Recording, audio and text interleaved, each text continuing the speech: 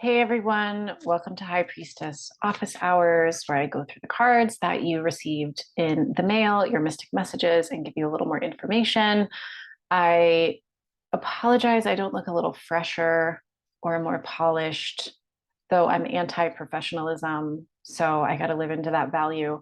But my ex is in town and we are moving the last of his things, getting all of that taken care of. He's going with that to Florida, where he's going to be cohabitating with a new partner. Big chapter, new chapter for everyone.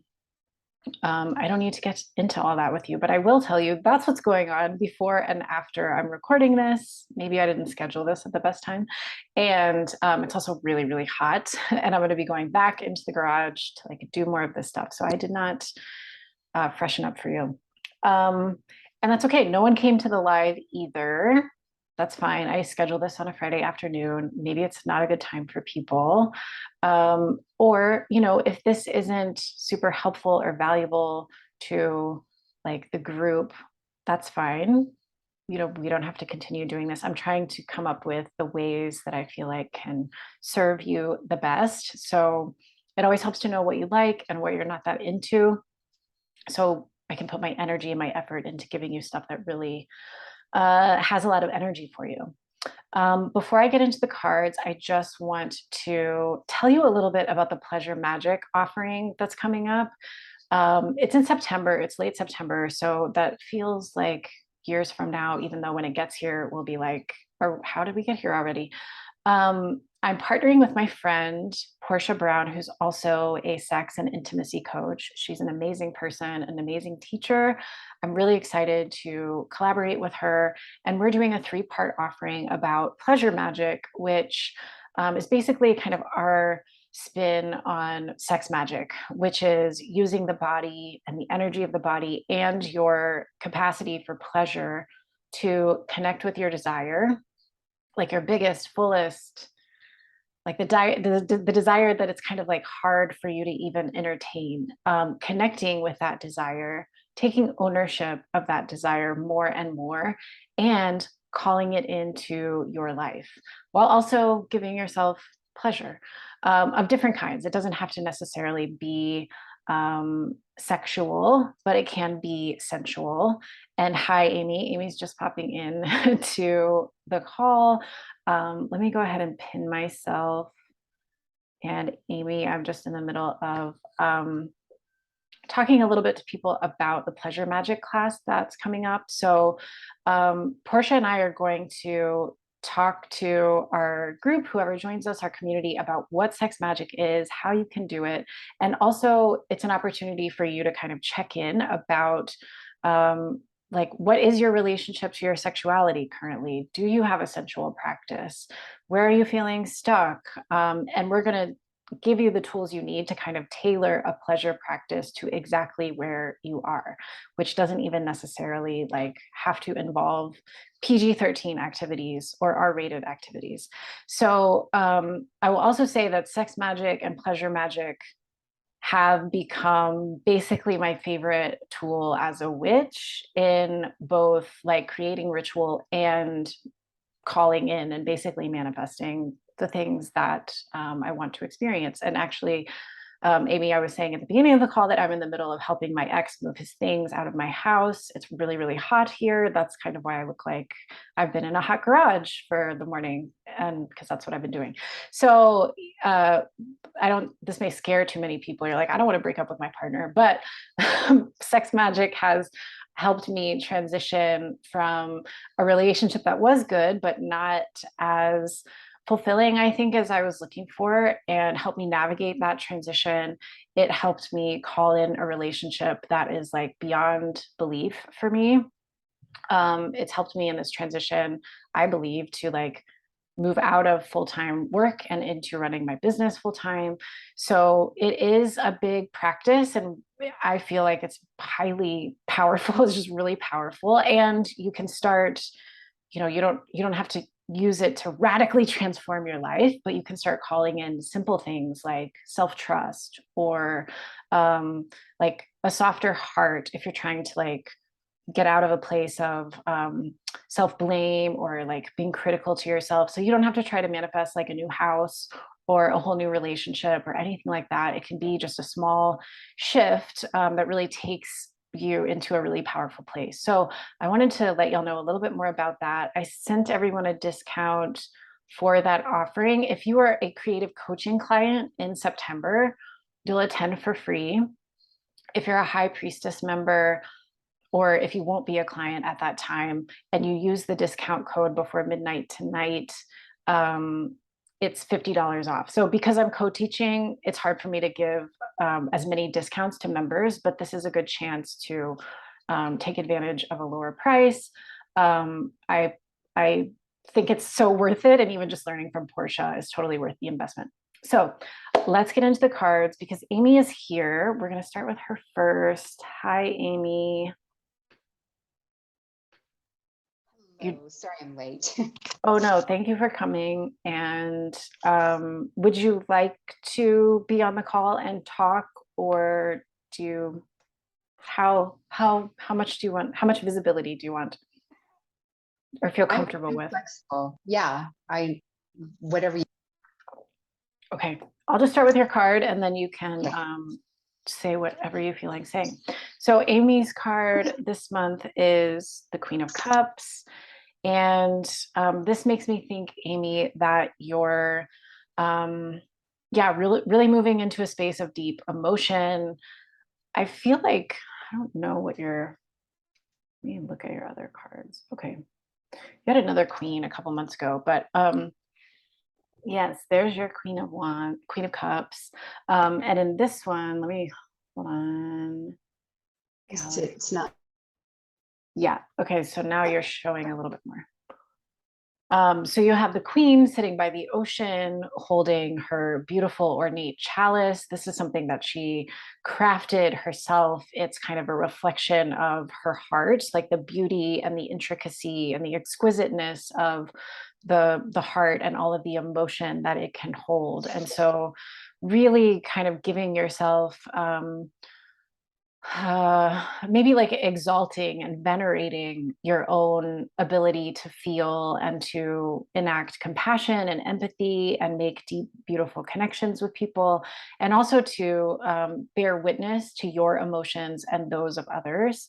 Um, the Queen of Cups has a really big capacity for like just emotional awareness and intelligence and navigating emotional spaces, even when like yes her heart may be hurting or this is really heavy, but she has this understanding that emotional states are always fluid and emotions are always providing information. We don't have to be like victim to the emotions that happen to us. We can also shape them, we can study them, and we can use that to really like build out and flesh out a bigger, more detailed picture of our own emotional map.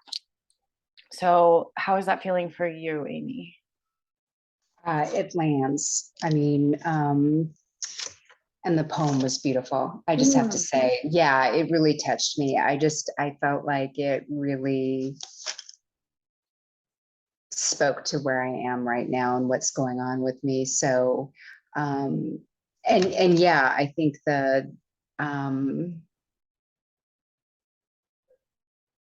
just mining the emotions and the feelings and navigating that in a different way, you know. And you know what I think is interesting is, and you had mentioned this, and I hadn't quite figured out what I wanted to say in response. I think was it the Seven of Cups in that other spread that I had posted on the Patreon? No, Nine of Cups. It was Nine of Cups. Yes.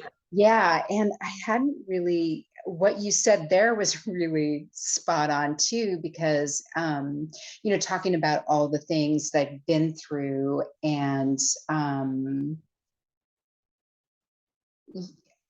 you worded it way better, but it was having more to work with and realizing what I've been through is Strengthen you.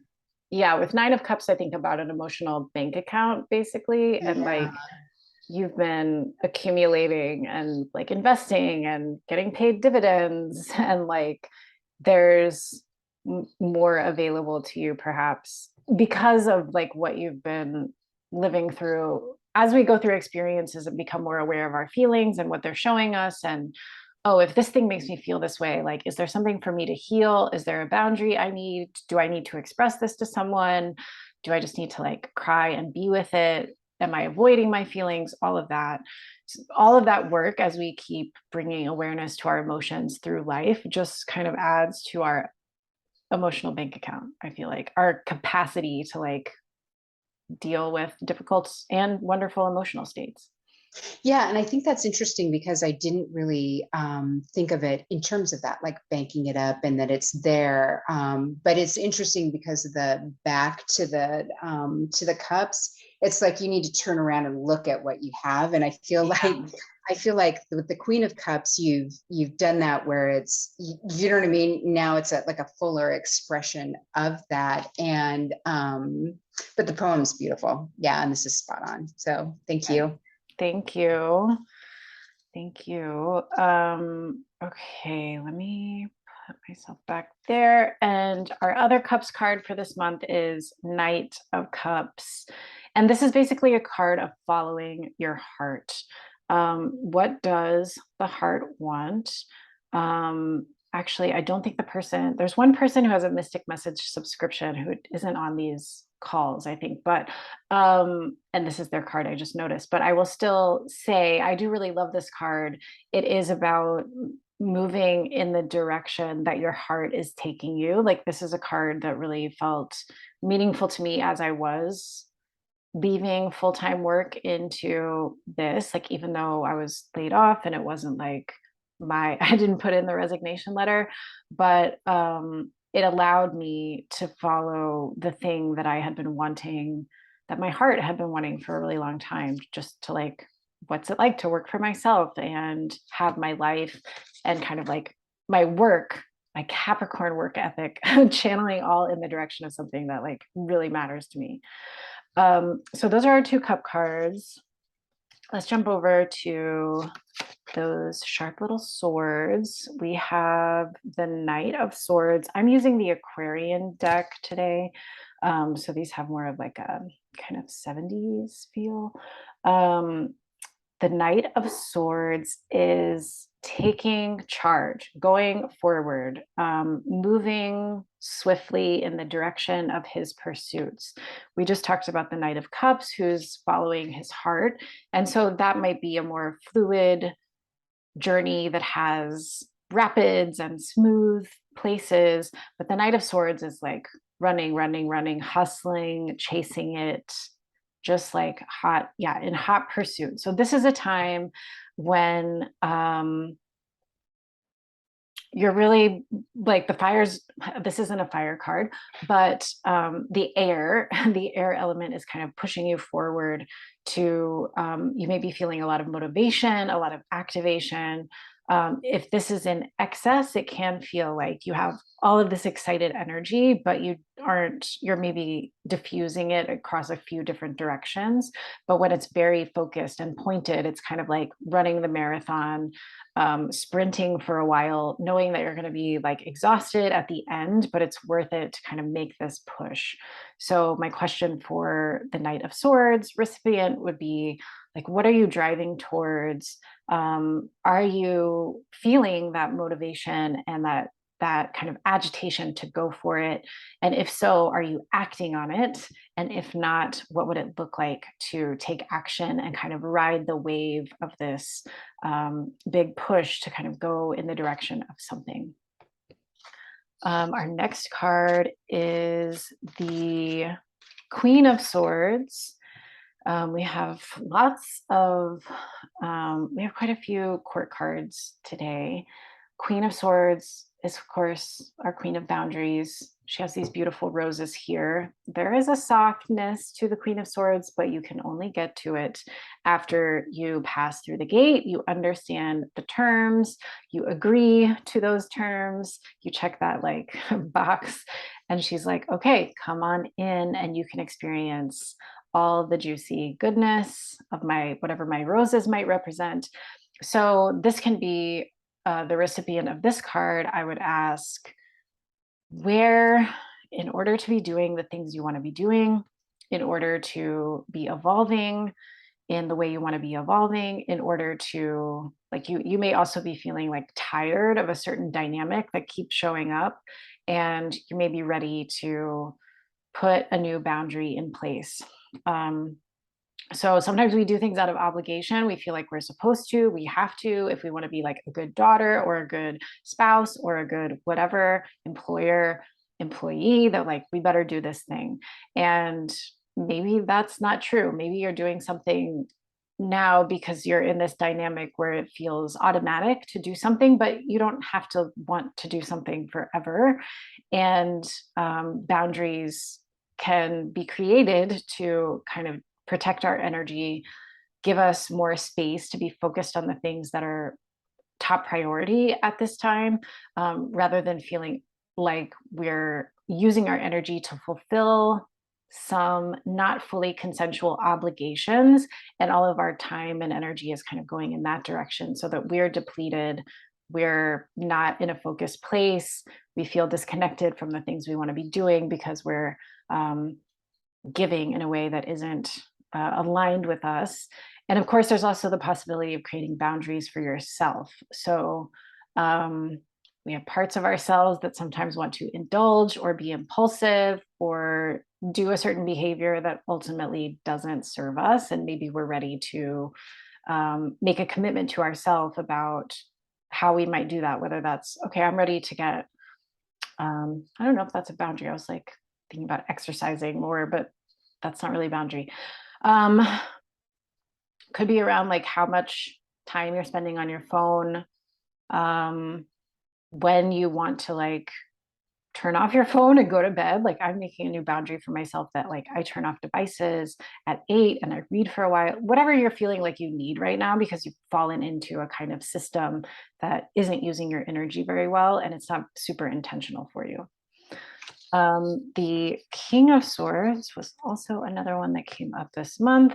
This is the master of the swords element, or the highest master, as we might think. And his focus is really on truth telling. So the communicative and expressive part of the swords, really seeing clearly and speaking clearly. And that's not, I don't mean like all of your sentences are crystal clear when they come out of your mouth. But what does come out is truthful and isn't a kind of half baked or um, watered down version of something. You would also want to be on the lookout for occasions when you do feel like you want or need to say something because like maybe there's a microaggression at work, or you're tired of someone in your family saying the same kind of rude and sensitive thing, and instead of just like sitting quietly and hating it and rolling your eyes or complaining about it later, you speak up and say like, hey, that was a microaggression, or hey, um, I'm done with you making this remark to me anymore. So there's also sometimes boundaries that come in with this truth telling. So Queen of Swords definitely supports this energy. But this can also relate to a writing project. Like, is your work really living up to the truth of the experience? Is there anything you're avoiding? Any important truth that isn't being included? And why not? So, how can you live more fully into what's true for you? How can you claim the story that's true for you? And how can you express that story in a way that feels true for you? um, yeah, I was just, as I was talking about this, I was thinking of one client in particular, and this was actually her card. So for you, yes, I know definitely that you're in a process of claiming your truth, and that is like a huge part of the healing work. One second. Thank you. Okay, we're going to go to the card few people ever want to see. Five of Pentacles, which relates to any feelings, thoughts you have that are scarcity based. So you see the two figures who are huddled, looking forlorn, often this card shows like a very like a dark, snowy, cold night. What looks like a church window here, but they're not moving inside to access the church. Maybe they're leaving. We don't know, but we're not shown that they're inside receiving the help that they probably want or desire. So yeah, I always kind of go to questions of scarcity thinking when I see this card. So that can be like, where in your life are you thinking thoughts that have to do with there not being enough? So, another conversation I had with a client recently, she asked me, like, I feel like if I want this thing for myself, such as like a book deal, that I'm taking from someone else. And so, this equative thinking, this kind of formula, like, if I get it, it is taken from another person. So, it would be bad for me to want it is scarcity thinking. Like that's kind of the lie of capitalism, is like there's not enough for everyone, so you need to like hoard it, and if you're taking it someone else can't have it. And there's actually like so much abundance on the planet and so much available in terms of creative energy, in terms of success opportunity. There's not a cap on how many book deals there can be, or how many, how much money can be made. Like, it's all about the way that those things are allocated and distributed, but it's not an equation of giving and taking. So if you always feel like to have yourself means taking from someone else, you're never going to want to receive something because you're going to feel guilty about it. But that scarcity thinking is just one model. There's a way to, obviously, like, I don't want to sound like I'm really jumping into like too much magical thinking, or denial of reality. Like, for example, there's a limited amount of fossil fuels on the earth. The earth can also be making more fossil fuels, but it's how quickly we use it, and how, at what pace, and for what purpose, and are there other options for creating energy for ourselves, right? So while there is like a finite amount, um, it actually could go a lot further if we had a different kind of mindset about how we used resources and how we created resources for ourselves. So the systemic part creates this equation of like, there's always a cap, there's a maximum, some can have and some can't. And to have for yourself is to take from someone. And the more we buy into that, then the more we're just kind of rooted in a scarcity mindset, and we're less willing to take risks. And we just don't believe in as many possibilities for ourselves. We've already like told ourselves a story of what isn't possible. That's what scarcity thinking is. So this is a place where you can take an inventory around that. And your goal isn't to, you want to kind of like find the thought that has the scarcity in it. It could be around your time, it could be around your money, it could be around your relationship. You can think of this in like any kind of resource or energy that we experience. Um, Find the thought, and then the goal isn't to like believe right away the most opposite version of that thought, which is like, if you think that having a book deal will be taking a book deal from someone else, I don't want you to try to start thinking, I'm going to get a $500,000 book deal. That's my new belief. That's going to be hard for your nervous system to switch to. Your brain is not going to like that. But switching to something a little more within the zone would maybe look um, like my success models success for other people, or my success allows me to resource myself and others, because maybe this is a person who makes donations. Or if you get a big book deal, that means your editor has some money that they can pass on to other writers. So it's just around how we think about it, and you want to choose a thought that just has less scarcity in it and more possibility, ideally zero scarcity. But you don't have to aim for like maximum abundance, winning the lottery right out the gate. Okay. Let's move to the wands, which in this deck are the rods. We've got a few all in the later part of the progression.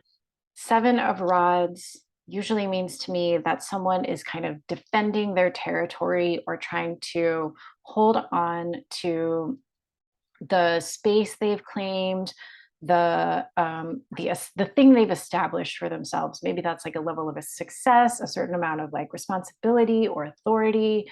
Um, Also like resources or territory. And I don't want to get into, like, we don't want to go around claiming territory that's not ours, right?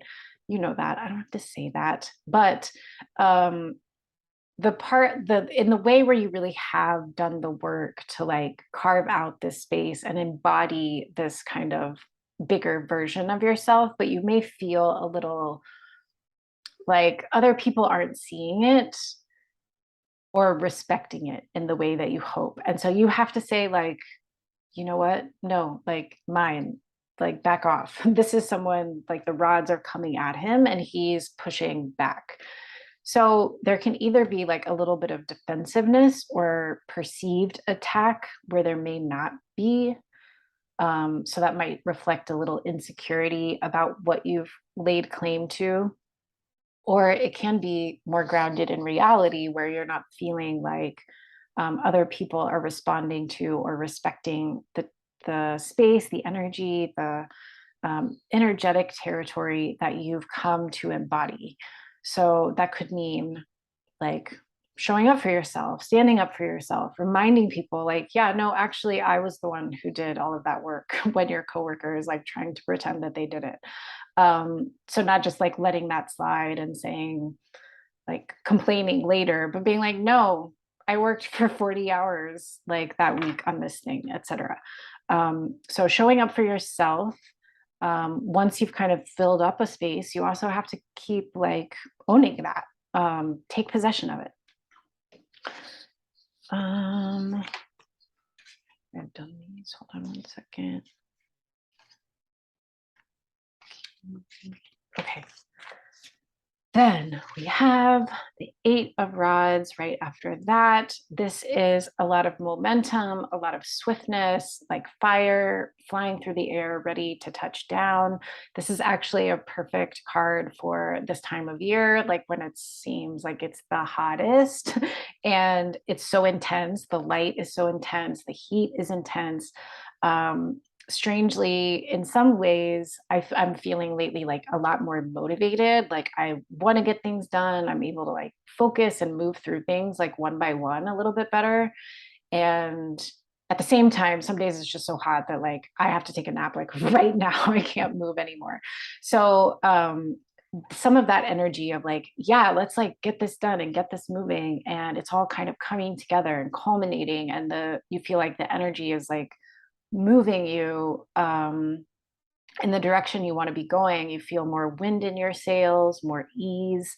Um, yeah, things starting to like come together and kind of wrap up, get to their destination or finish line. But there could also be associated with this a little bit of sometimes feeling burned out, exhausted by the end of it. And yeah, needing to kind of recover from that heat, needing some coolness. It's definitely a momentum card, kind of similar to Knight of Swords in a way, now that we've talked about him. Though with Knight of Swords, like I feel like the energy underneath them is very similar in its pace and in its intensity. One is fire and one is air. And in Knight of Swords, you get like the person really like directing and claiming and like going headlong after that thing, almost to the point that they may overlook important details or step on some toes to get it done. It's like more important to them to like get it done than to like necessarily get it done really well. And then 8 of Wands, it might feel more like just this surge of energy through you where like you just feel like you have more fuel to do the things, or you might feel more adventurous, or you might be like traveling more. So you'll find as you continue to study the cards that some that are just like a random card with a different number or designation in a different suit actually have a lot of echoes with each other. And then you're still, it takes time to be like, but what's the difference? So I just offer that for what it's worth. Um, Nine of Rods is, here's a similarity as well. Similar to seven, where we saw the person pushing back and claiming their territory.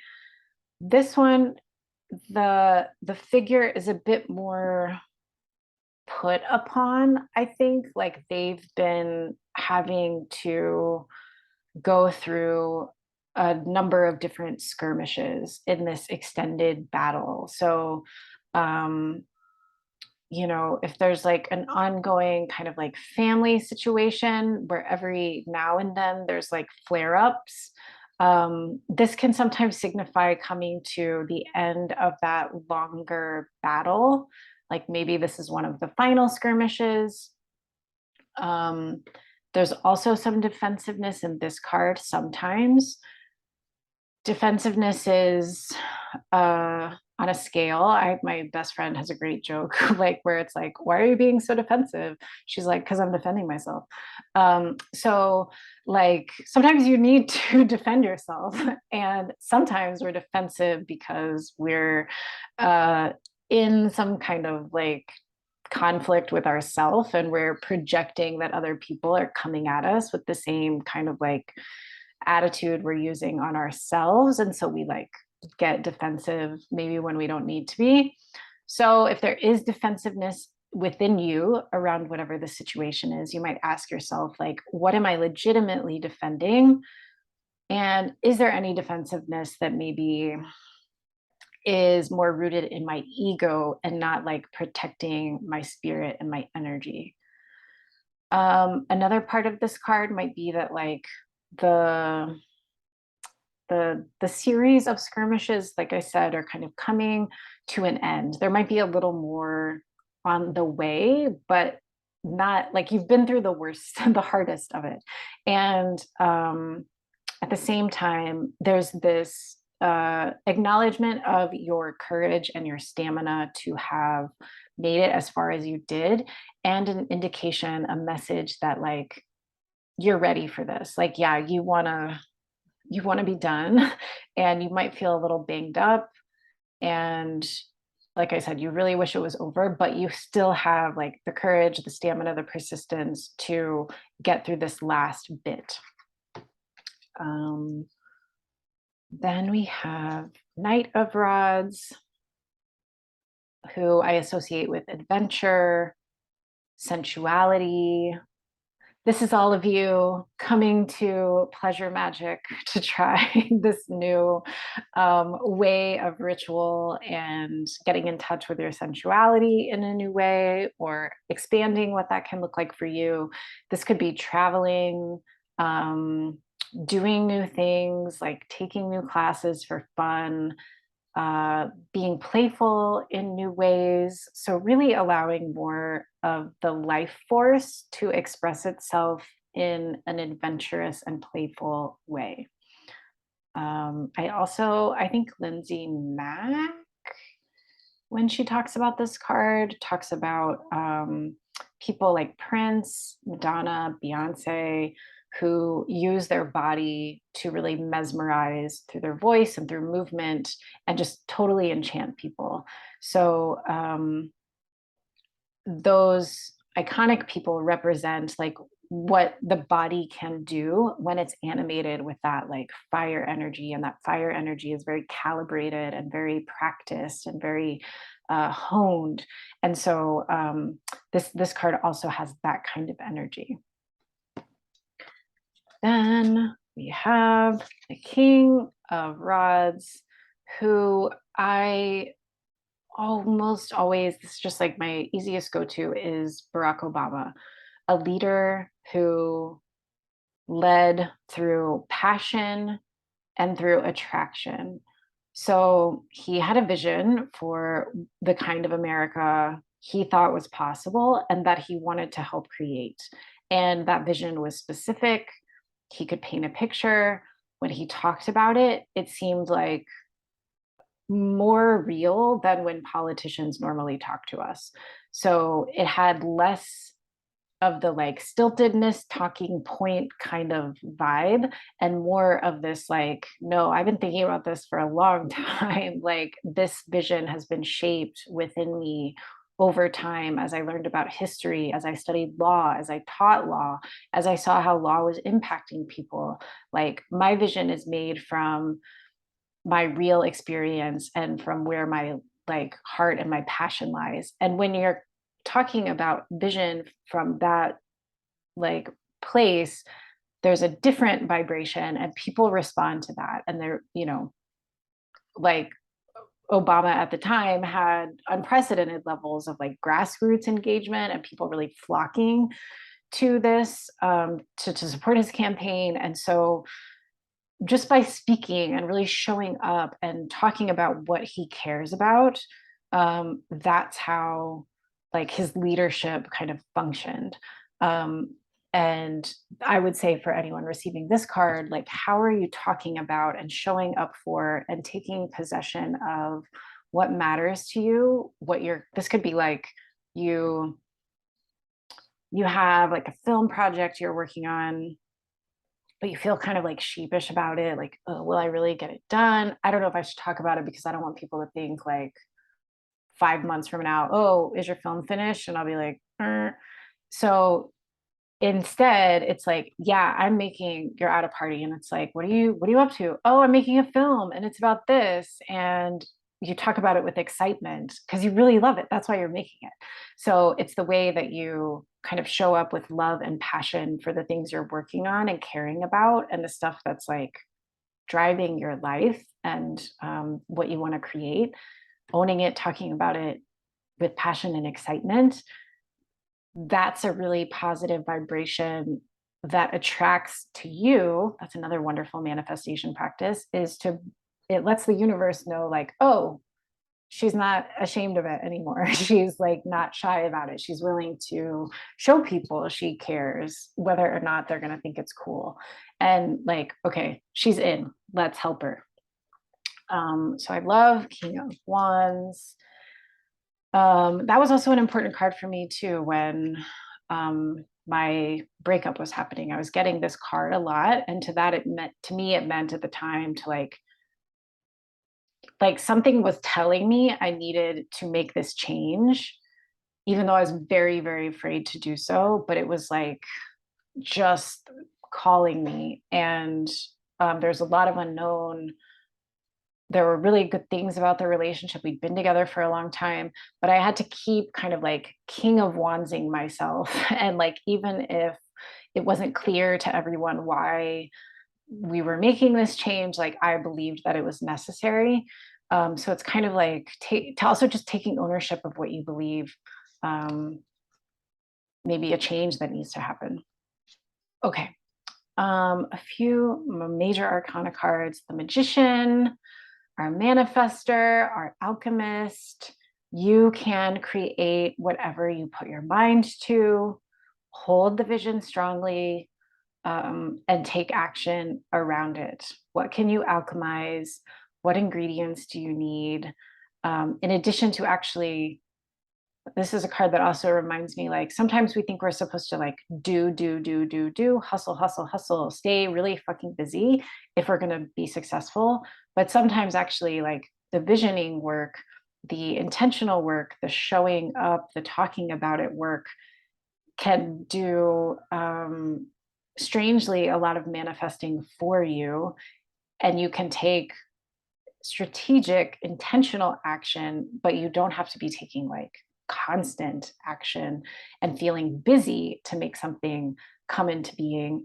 You can make it come into being through more kind of intentional, energetic work that might take you quite a long way. And then the doing part is more concentrated, more focused, and more connected to like the parts of the work that you really like.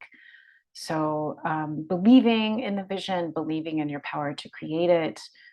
Self-doubt has no place here with the Magician. Um, you can do more than you realize.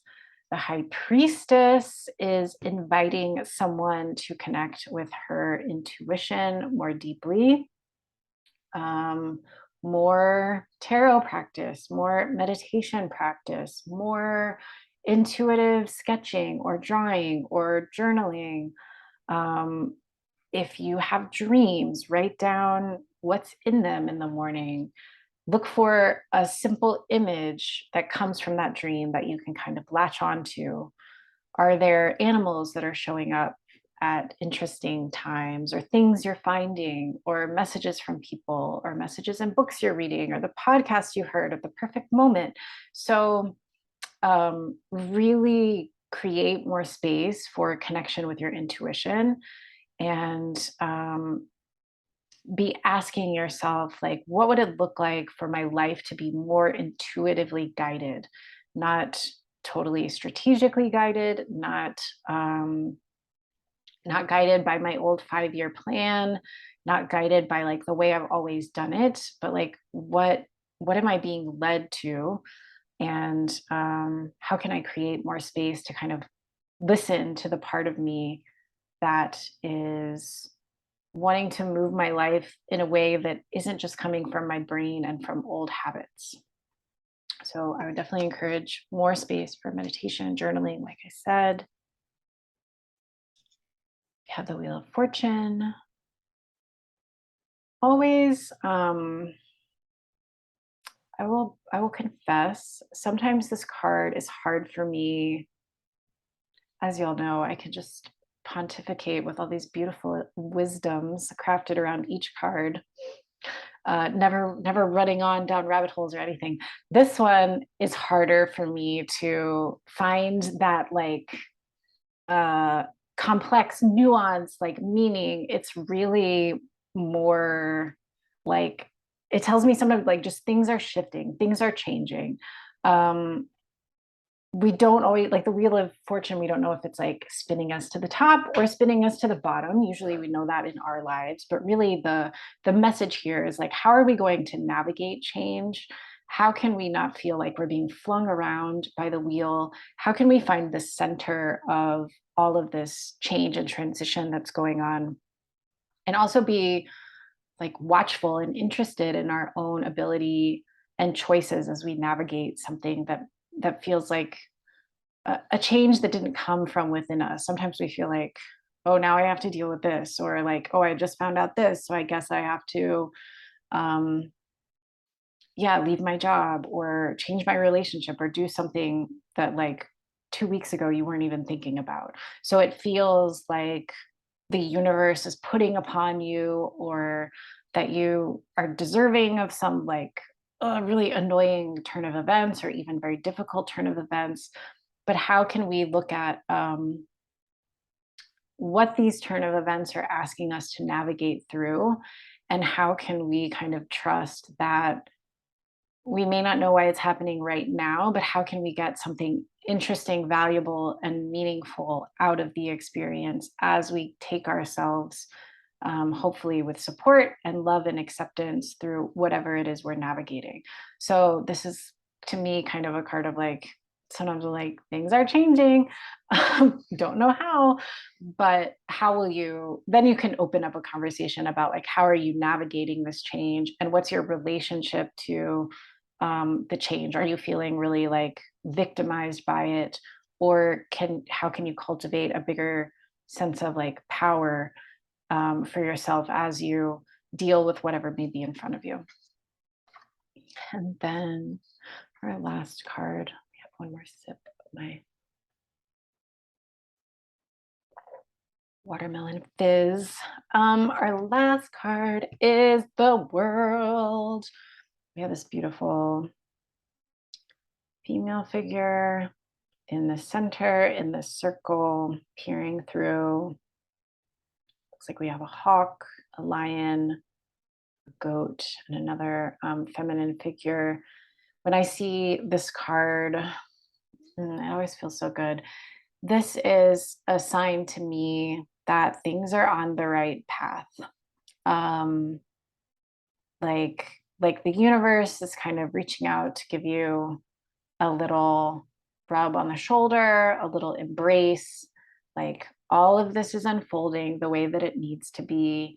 You've done exactly the things you need to do to get yourself to this place, which is exactly where you need to be right now. And this is all kind of part of the plan. So even when I see this card, sometimes it'll come kind of like in the later part of some sort of journey where you feel like you've been doing the right stuff, or you hope that you have, and you've been trying to follow what feels like the right impulse or the right desire. Um, and there's still more to go, and you don't, fully know what the outcome will be. But this card kind of shows up to be like, yeah, it's all good. Like, plan is in place. You're on track. You've been doing everything that we hoped you would be doing, and just keep going, keep trusting. We're here with you. So this just feels like, yes, your whole spiritual team is like big thumbs up, smiles, like keep going. So yes, and the client who received this card is going through something difficult right now, but I think a needed, important, scary, painful transition in life. But on the other side of it, like, so getting this card right now is like, yes, this is hard, this is scary, but it's the right set of events. Like, it's taking you to a place that we promise you're gonna like. So very nice message. Glad we saved that for last. Amy, since you're here, are there any questions about all of that rambling and speaking I did? Okay. Mm, okay, great. Then um thank you, Amy, for coming. It's really good to see you. Maybe I'll see more of you next time. If you have any thoughts on when this should be held, if you want it in the evening, if you want it on a weekend, if you want it in the morning, if you want it at lunch, whatever, given a lot of us are in different time zones, let me know, because I definitely want to factor that in.